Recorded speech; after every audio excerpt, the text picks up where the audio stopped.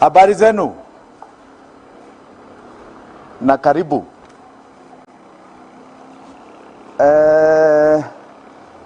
Ekuru and Kigame and at least 3 of you come.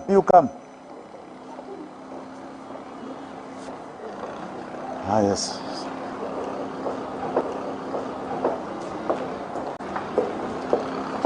Mzuri sana, how are you? Thank you, congratulations. Thank you. Karibuni hapa. Come and spread. Where's Kigame? Karibuni hapa. Come and spread. Where's Kigame? Kigame kuja hapa. Come.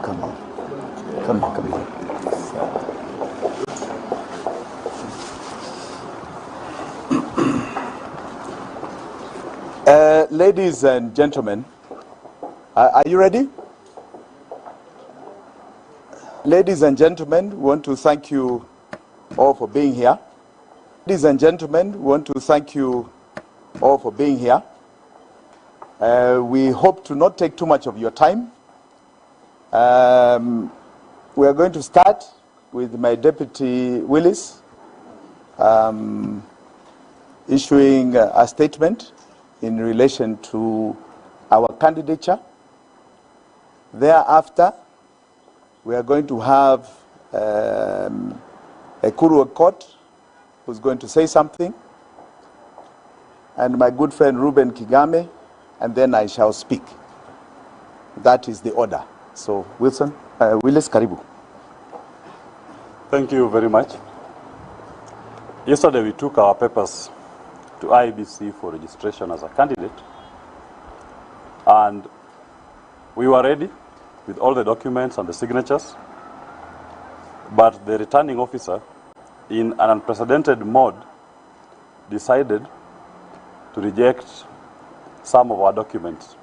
We must say this: when we went to IEBC, we knew that it is part of a bigger game to stop us from being on the ballot.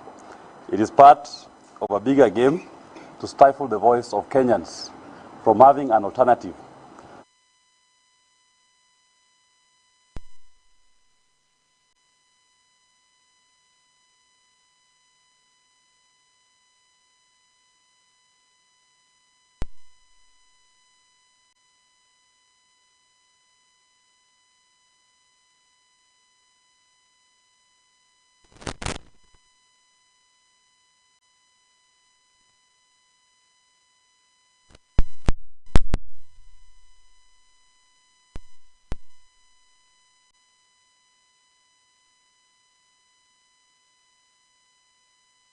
Excellency Jimmie Wanjigi didn't have a university degree. But I must say this: a decision was made in 2013 by the university education.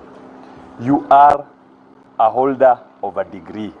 Graduation is but a ceremony. It is not necessary.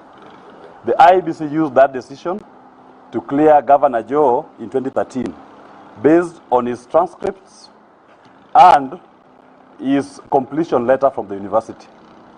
A lady by the name Janet Mbete challenged that decision of the IEBC.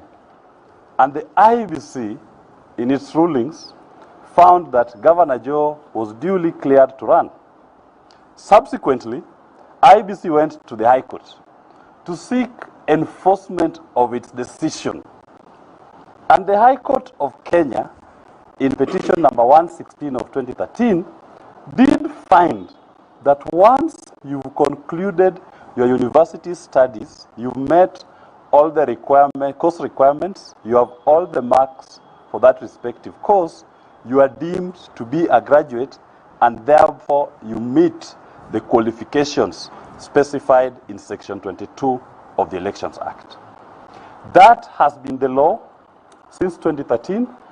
That was the law applied to all aspirants in 2017, and that has been the law the Commission has applied in by-elections, including the clearance of candidates in the present elections.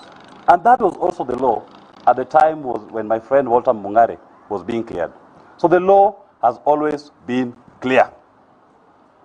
There has been no change in what that law is.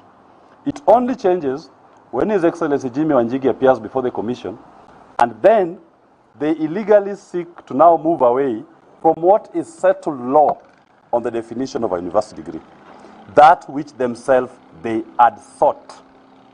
In other words, IEBC is now acting in contempt of the High Court order. They are actually, the returning officer is questioning the decision of the High Court. How ridiculous is this? When they declared the other candidates based on their documents which were presented, they were applying that same law.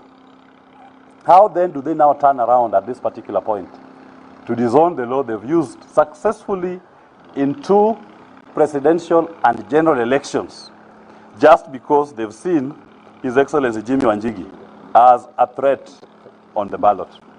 Now, we are not going to sit back and allow an IEBC that flip-flops on its own whims, an IEBC that disregards the rule of law, an IEBC that is not consistent in its application of the law. It is applying differential treatment to candidates. We did write, and I said yesterday, we did write to the IEBC on the 31st of May, 2022. And we asked the IEBC, we forwarded all our documents, we forwarded all our forms. Kindly get back to us if there be any issue with our forms, with our documents. As I stand here today, no response was received. Other candidates we've seen, when they write or when they communicate to the commission on an issue, the chairman is very fast to respond to them and to accommodate their requests. Our letter of 31st of May, received on 31st of May, has not been responded to date. Why this differential treatment? Article 27 of our Constitution is very clear on discrimination. Why did the Commission discriminate against us? Because they know we are the campaign that represents the voice of the people. That is all that I wish to say up to this particular point. Thank you. Thanks for coming. Let me not mince my words. I think, to be honest with you, we are dealing with a special purpose vehicle called IEBC. And all the signs are there for IEBC to deliver or to force onto Kenyans a candidate of their choice. Let me talk about 2 instances. Of course, it's very horrible that they have not given Jimmie Wanjigi, my brother Ruben Kigame, an opportunity. At least in my case, I was given an opportunity and subjected to a very frivolous process. Now, I think IEBC has no capacity, to be honest, to hold this election. IEBC has said in the past that election is a process. And if election is a process, then you must remain consistent. In my case, you know, I'm not a newcomer to this presidential race, as all of you know. It's my 3rd time now seeking to be in the ballot. In 2017, on the 28th of May, 2017, IEBC issued me with a certificate to run as president. Last Sunday, IEBC denied me that certificate on the excuse that my degree certificate is not certified. Isn't that laughable? So I think we are dealing with an institution here that, first of all, is clearing the wrong candidates just because they do not want alternative voices, like Wills has said. I'll give you an example. There is a candidate they have cleared called Azimio la Umoja, One Kenya coalition political party candidate. And I would like Kenyans to have a serious debate about this. A political party that is fully registered in Kenya must have at least 24,000 registered voters. And those registered voters have to be living persons, not companies, not corporates. The candidate that IEBC has cleared, who we know is a system candidate, is actually a candidate from a corporate body called Azimio. Azimio la Umoja party, coalition party, its membership is ODM, NA Kenya, Wiper, KANU, and the others. Now I want us to ask a very serious question. Will ODM go and vote in an election? Because when you are checking whether you are actually in the register, the first thing that we did was to present our ID. The second person who verified whether I'm actually a natural person or not was the registrar of political parties. How then did some candidate go beyond the office of the registrar of political parties? Because you can only go even to meet Chebukati to begin a certificate. Once it's confirmed, you are actually a fully registered Kenyan, and you are in the register of voters of party. So there is no voter called ODM. There is no voter called Wiper. There can only be a voter called Jimmie Wanjigi, Ekuru, Okot, Ruben Kigame. And that is the injustice that we are seeing in this election. So therefore, I think what we are going to say, and Jimmie will summarize on this, we are not going to tire. We are not going to allow our country to be mistreated like somebody's chattel, or not going to allow individuals to hide behind institutions. Personally, I'm going to make a case against each and every of those commissioners, because people cannot make decisions that are injurious to the country, to people, and then hide behind an institution called IEBC. And this journey is just beginning. I don't want to say much. I'd like to give my brother Ruben Kigame the opportunity to speak to you.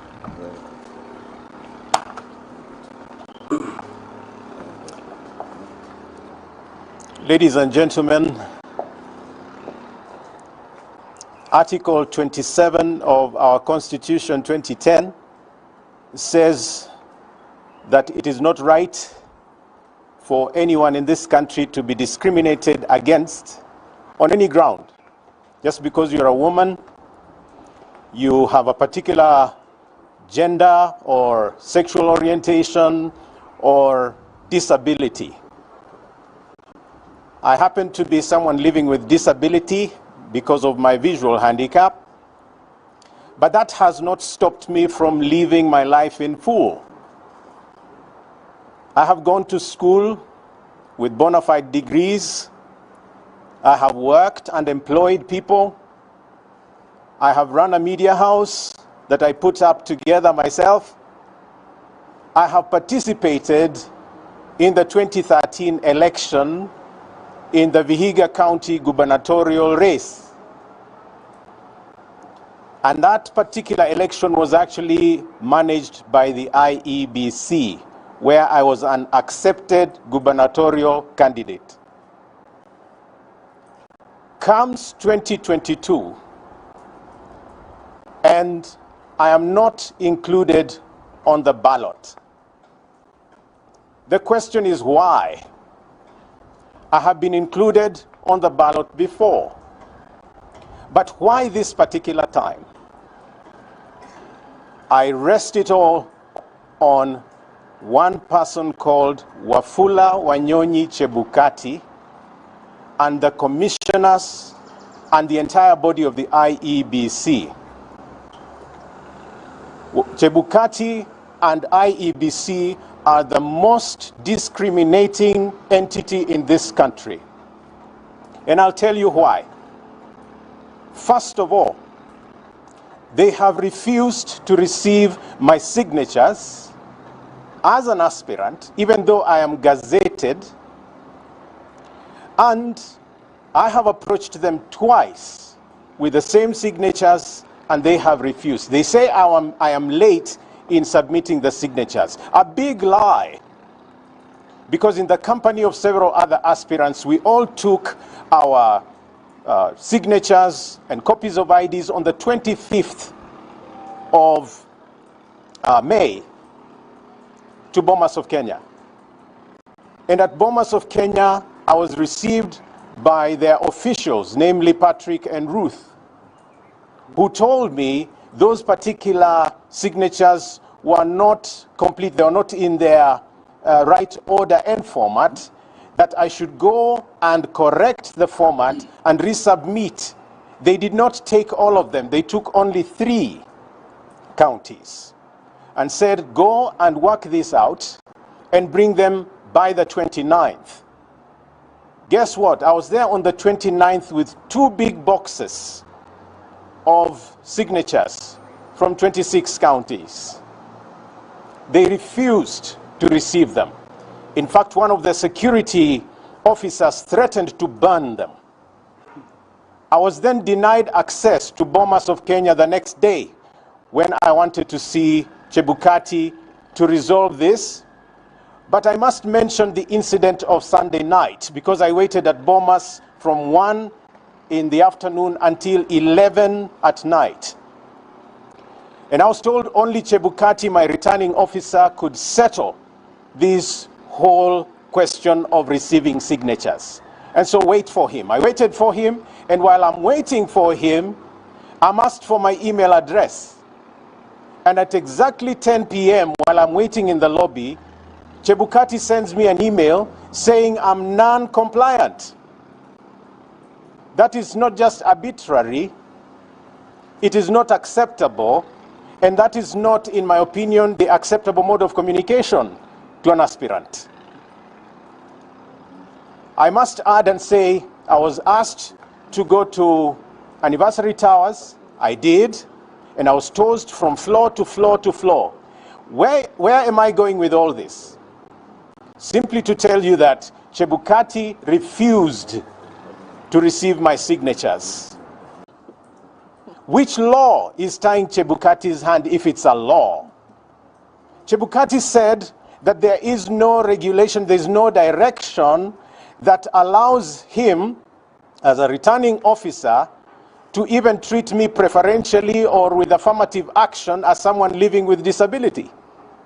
Now guess what? The nomination fee for presidential candidates is 200,000 shillings. For women, youth, and persons with disability, it is 100,000 shillings. So affirmative action is already envisaged, and he will not stretch that beyond the money. So I am here to say, Chebukati and the team will read the law as it is convenient to them. They will use regulations in order to sieve out those they don't want to be on the ballot. And I just happen to be one of them. So my message is simple. Our 2010 Constitution requires that every citizen who is qualified to run for office runs. And nobody should put impediments and obstacles in their path. That same Constitution says Chebukati and team are not supposed to discriminate against me. They have. And I'll tell you the worst aspect of the discrimination as I finish. He has gazetted 4 candidates. You all know them. He has also issued a list of those that did not qualify. Now, Kenyans, are you aware that I don't appear in the list of those who are passed as the 4, and I don't even appear in the list of those who are disqualified? What does that tell you? That Chebukati and his team treat me as a non-entity. They treat me as an accident. They treat persons with disability with disdain. And I'm here to tell you this. It will not happen, because we will not be silenced. I will be here for the longest haul to represent persons living with disability, and they too have a right to run for office. I must also say that the process of IEBC taking us to this next election must not just be, a good process. It must be seen to be an acceptable process. And so we are here to communicate this, that as the voice of the people, we will not be silenced. We will continue to speak so that the citizens get a better government, the citizens get a better country, and that the things that our oppressors, the things that status quo has refused to do, we will be able to do if you give us a chance. So help us, God.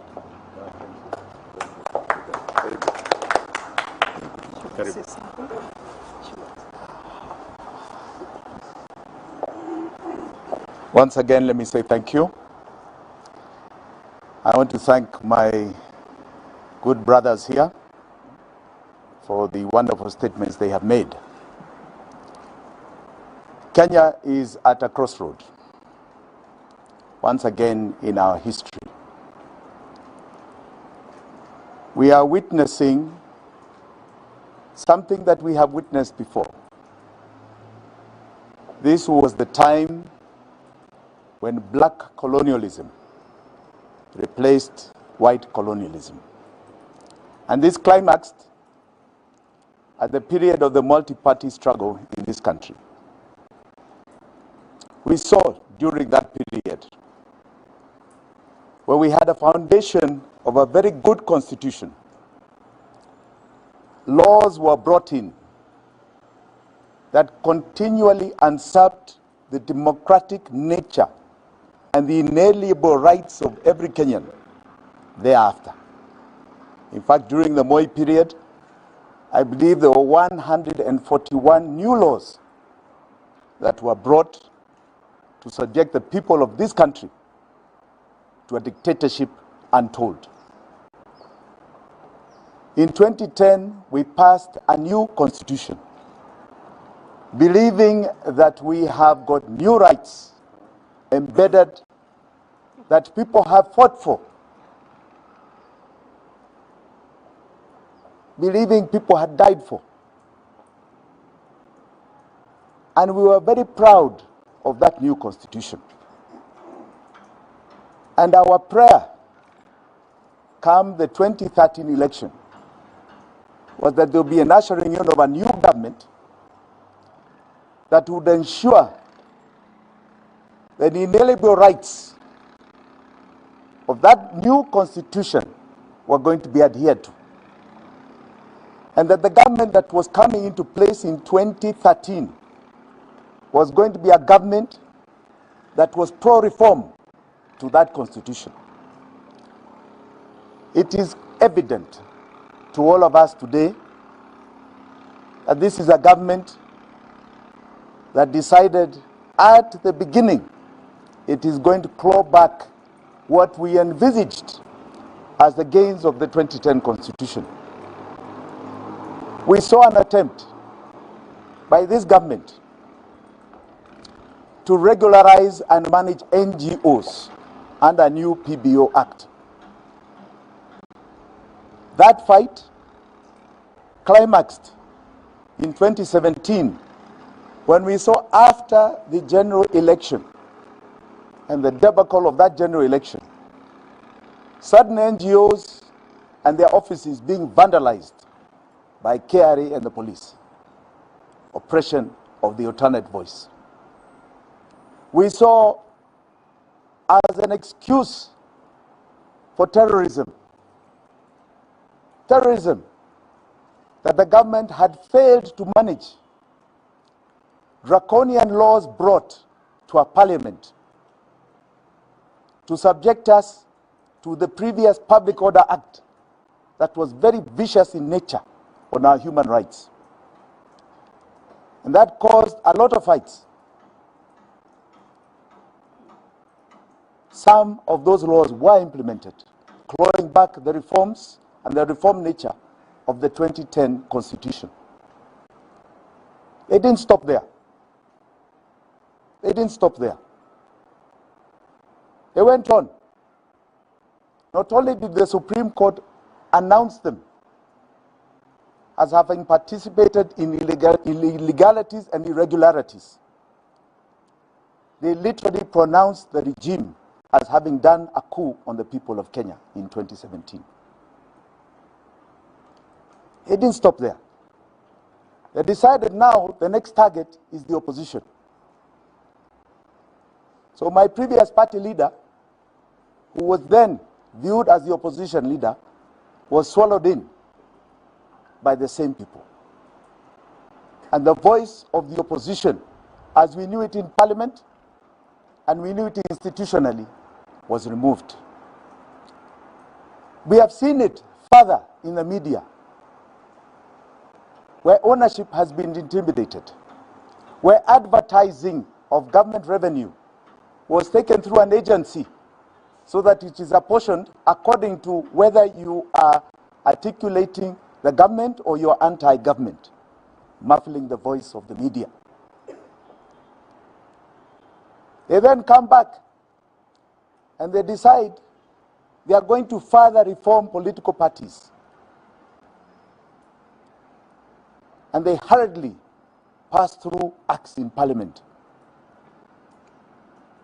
You have seen other special purpose vehicles,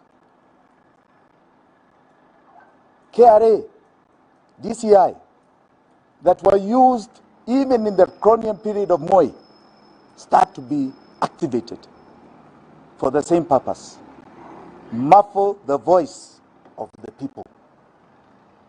And to climax it all, they put a cap on the registration of churches, so that now even churches can no longer speak. Churches are put in a corner. If you joke, we will deregister you.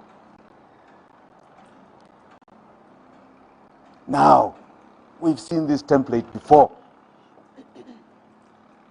And it is the template of dictatorship. It is the template, I want to assure Kenyans, that it was defeated before, we shall defeat again now. Oh, yes. Not tomorrow, now.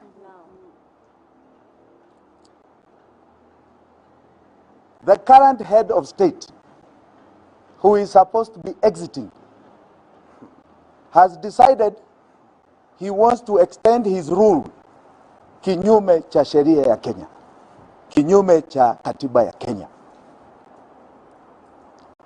And all we are getting here is nothing else but a very vicious attempt to stifle any voice that is going to stop the path of trying to illegally remain in power, contrary to the constitution of this country.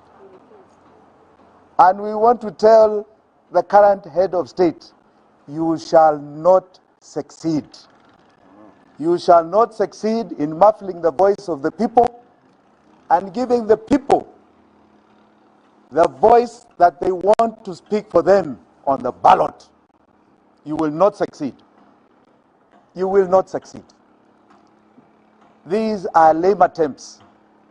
And some of us here were ready for you. We were ready.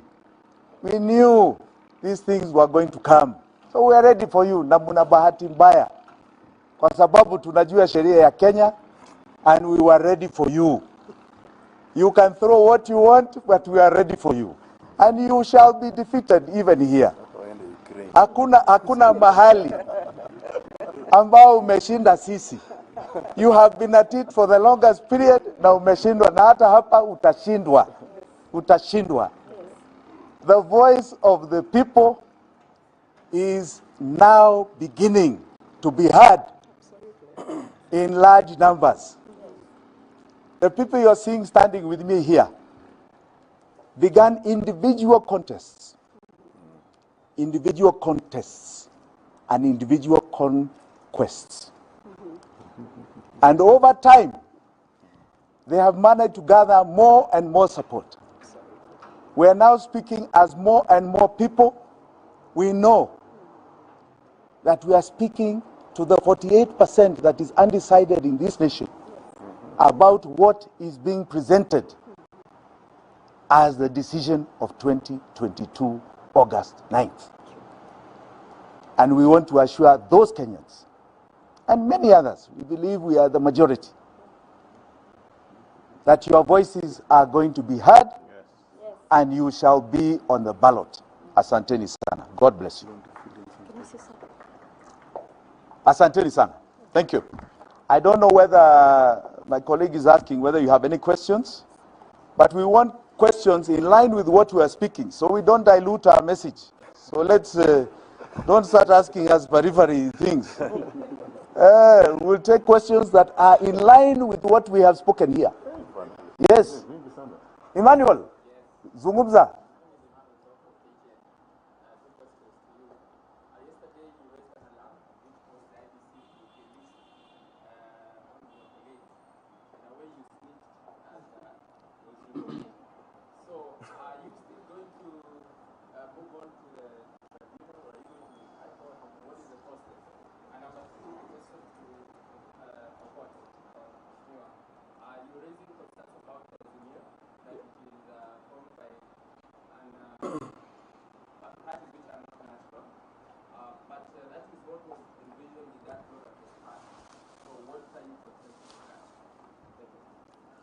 Good. Why don't you start, Ekuru? Okay, so let me take like maybe 2 minutes to explain to you the process of forming a political party in Kenya. You go to a majority of counties, that is 24 counties, to collect signatures of registered voters who must be in the voter register. And those become your members. You know, that is the process. Only natural persons, citizens of Kenya with a national ID, are eligible to vote or to be nominated to run for public office. You're right. They amended the law. And I think partly that's what Jimmie was speaking about. But for personal interest and personal preservation. Now, because of the impunity in this country, people tend to be blind on some of the things that they do. It exposes their ignorance about matters law. And if we had a proper IEBC that follows the rule of law, there is no way a candidate from a party, coalition party called Azimio, could have gone beyond the office of the registrar of political parties. Because for a party to nominate a person, let's in this case call a person, but it has to be a natural person, you must be able to vote. Now, what is the membership of Azimio? The membership of Azimio are the various political parties. So if Azimio wanted to nominate a candidate, it can only nominate that person who is a member of that party. And the member of Azimio is not living persons. It's corporate entities called political parties. So I have no problem if Azimio were to give, say, NAC Kenya a certificate to go and run, or ODM to go and run. I had no problem with that. But they gave the certificate to a natural living person who is not a member of Azimio. Am I making sense? Why? I know it's difficult for you guys to comprehend this because... Yes. Let me explain to you using the company law. If you form a company yourself, then you go and buy shares in East African breweries, for example, or another listed company. Using your company, not yourself as a person, you don't become a shareholder of East African breweries or that other company or Safaricom. Essentially, when you're not a member in that company, you cannot go in a shareholders meeting to vote. If you go on behalf of your company as a proxy. And that is why you see in the Political Parties Act, coalitions do not field a candidate. Because the Constitution under Article 99 and Article 137 only envisages candidates from political parties and independents. You remember, when they closed the register on March 26, you could not hope after the nominations to another party. Azimio had no register to close because its membership is corporate, meaning these are legal persons. Once they are legal persons, they can't run. So the question here is, when we went for nominations at the Bomas, the first desk, you are providing your ID. They verify you have the original ID. They check on your face whether you are the same person, they confirm. The next desk was the registrar of political parties. They enter your ID number and see Ekuru Okot is in third way, Miruru is in third way. Then the proposers and seconders the same way. So how did he establish that Raila Odinga was a member of Azimio? Because he is not. He's the party leader of ODM. We agree that ODM is a member of Azimio, but him as a person cannot, through a corporate entity, become a member of Azimio. Are we together? No. Huh? What you are talking about is there is a political coalition, then there is a coalition political party. Okay. Azimio is a coalition political party, and that's why Raila is running as Azimio presidential. Let me explain to you. Ruto is running under UDA, but is under. Yes, that is true. Let me explain to you here. Coalitions do not field candidates. They have never done that. Even in 2017, Raila Odinga ran on ODM ticket. Kalonzo was on Wiper. Are you getting me?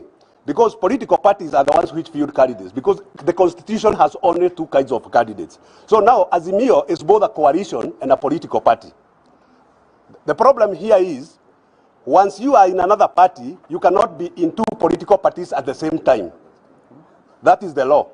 You cannot be a member of two political parties at the same time. So when we are explaining this is that, if you are a member of ODM, you cannot be a member of Azimio by law. You must resign from one party. So there is no way a party, especially where you are not even registered as a member, you can use it to run. Common sense. It is common sense because you can't be a member in two parties. I think that's clear. now, I think you're seeing the problems we're having. When you are using different parameters over the same matter, you raise questions about impartiality, about the rule of law, and its application. Now, Emmanuel, you asked me a question. Let me ask Willis, my good deputy, to answer. Let me say this, Emmanuel. As I said, we are a country of rule of law. IBC has applied the law on university graduates since 2013, and they cleared candidates. To confirm their position, they went to the High Court, and they got a High Court order enforcing their decision that once you've concluded all your coursework, once you've met all the grades that are required and you have a completion letter and the university has satisfied you itself as to your qualification, you are deemed to be a graduate. You've met the criteria. And that is what they've used subsequent from 2013 to clear candidates. So even when they cleared Nyambane on 26th, on 28th, it was on the basis of that settled law. We did not snitch on anybody. We merely brought to their attention the operating law that they were using. But because they were caught flat-footed, because they had thought they were going to stop us without a legal basis, we brought to their attention the law that exists, the law that the High Court has said exists, the law that themselves have also used previously. So to try to clean face, they now helplessly take on Mr. Walter Nyambane, who has been lawfully cleared, because he had been lawfully cleared as a candidate. Because when he appeared before the commission, the process is very laborious. They check each and every document. Nyambane did not present any forgery. He presented legitimate and genuine documents, which confirmed he had concluded his university education. Then, applying the law as enforced by the High Court, IBC cleared him. But now, because they want to justify why they're locking out His Excellency Jimmie Wanjigi, they now turn back and recall Nyambane without even giving him a hearing. Again, please, let's be honest. The right to be heard is sacrosanct. Everybody must be given a hearing. Everybody must be given an opportunity to present their case. And if they did, that's natural justice. We are going to fight this to the end. I promise you a legal battle never seen in this side of the tropics. We will fight all the way, and I will use all my legal acumen. I will go to all the courts. I will quote all the laws. I will produce all documents from IBC itself, confirming how they have always applied the law in regard to qualifications. They cannot change at this particular point.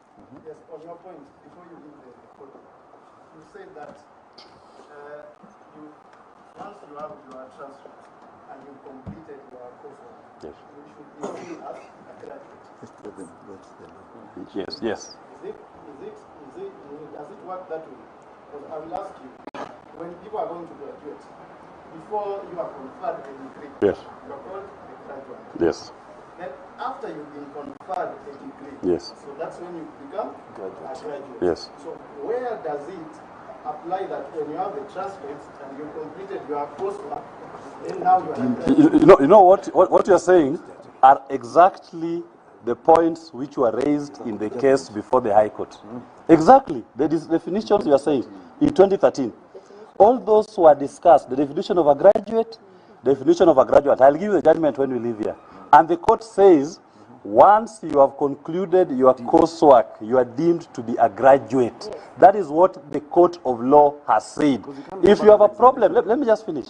If you have a problem with that court order, right, which anybody can have a problem with the court order, we are a country of rule of law. There is a process to challenge it. But before that court order is challenged and overturned, it is the law.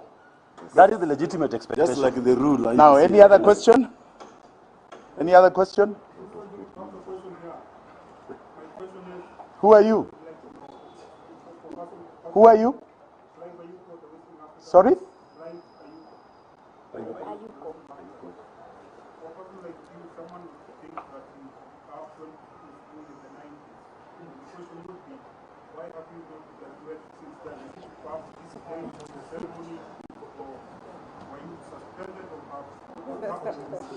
And question number 2 is on Ekuru Okot of the Constitution. There's the rights and fundamental freedom enshrined within the Constitution, the right to vote, for instance. And also within the Constitution, there's qualifications on presidential candidates, the qualifications to work on free elections. Where do you strike the balance between fundamental rights to vote and perhaps legislations which are come to look to electoral? No, I think we've got to be very clear here on what we're trying to achieve. I think Willis has articulated a position that is clear for all Kenyans about discriminatory treatment from an institution we are calling a purpose vehicle. I think let's leave it at that, because if we start getting into some of these sideshows here, we're going in the wrong direction. Let's get some focused questions.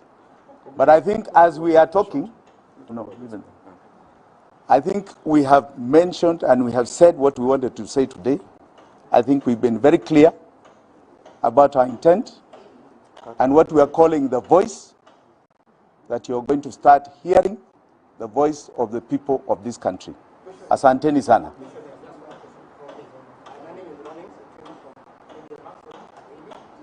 Listening to all the speakers, it seems that we are alluding to somebody in a high office that is trying to block you from right. Who do you have in mind? I think I've been very clear that my candidature seems to be bothering one particular person.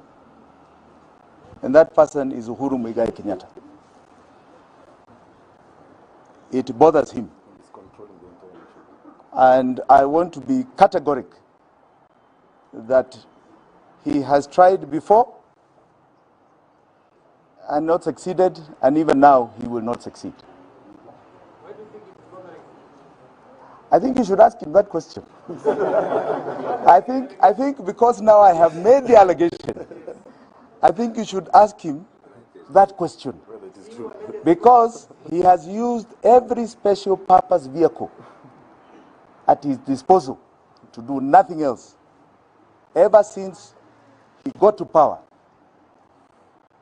to frustrate the very one person who helped him get to that power to save his neck. So I think you should ask him. Say, I have made an accusation, yes, and ask him to answer. I think, Willis, you didn't say, Willis, The lady. you didn't mention what we're doing.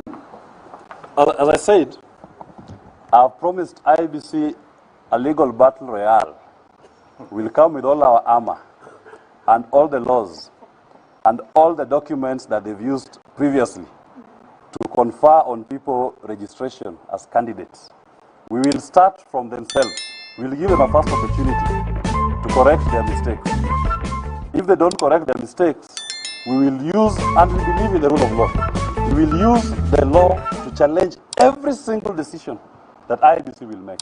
But we do believe that if IBC is minded to apply the law, we should not even they should be inviting us at this point that we made a mistake, come we correct it. They should not wait for us to appear before them, because they have applied this law. They have been parties to court cases where this law was applied. They cannot turn at this particular point. But we will vigorously fight it in court until the end. Gentlemen, One question. let's give the lady. One there's a question. lady. Yes, she's here. Please. Yes. So you talked about Kenyatta being against your candidature, and you've been quoted saying that the government, you are part of the forming of this government. So are you Ruto's project?